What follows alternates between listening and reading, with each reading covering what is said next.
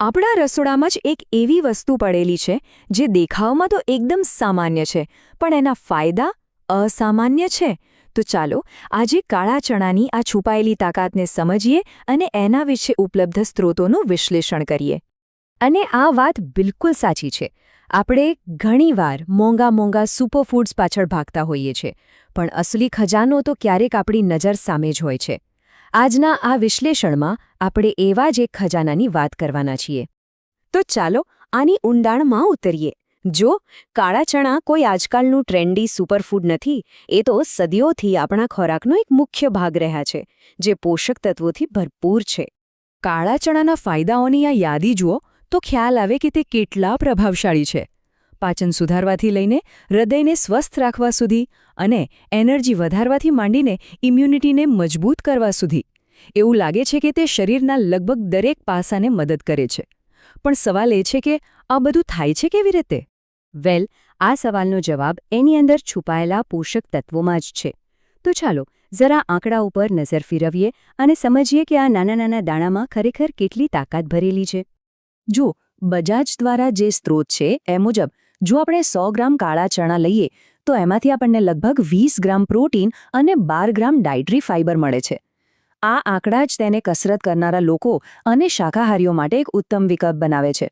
Protein માંસપેશીઓને મજબૂતી આપે છે, જ્યારે ફાઇબર પાચનતંત્રને સ્વસ્થ રાખવામાં મદદરૂપ થાય છે.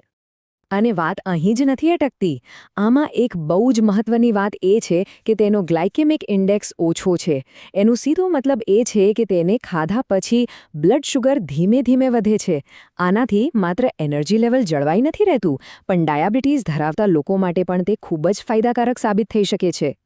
અત્યાર સુધી આપણે જે પણ જાણ્યું એ તો ફક્ત શરૂઆત છે. વાત અહીં પૂરી નથી થતી.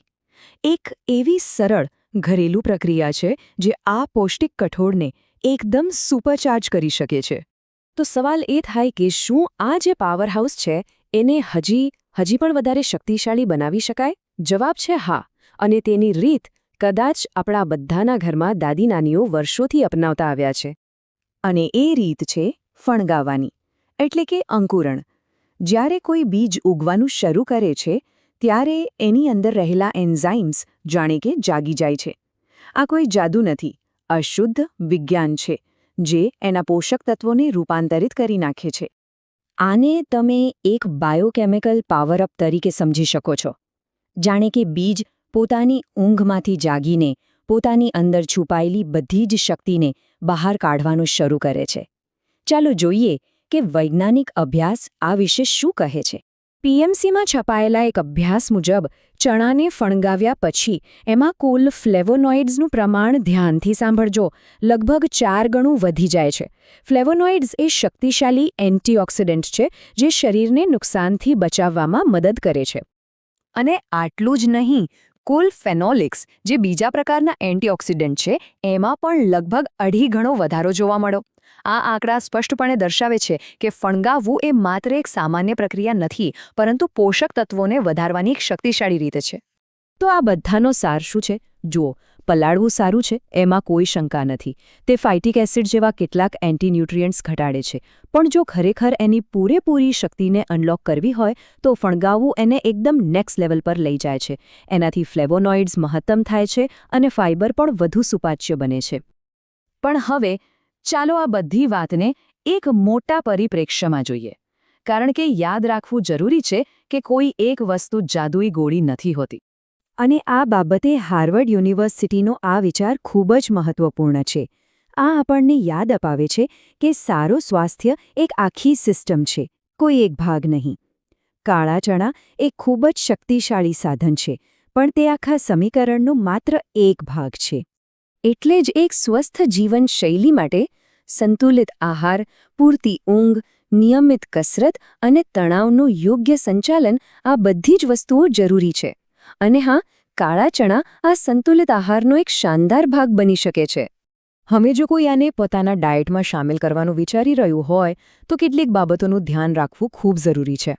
હંમેશા ઓછી માત્રાથી, એટલે કે એક નાની મુઠ્ઠીથી શરૂઆત કરવી. તેને બરાબર 8 થી 10 કલાક પલાળવું અત્યંત જરૂરી છે અને તેનું સેવન મર્યાદામાં જ કરવું જોઈએ.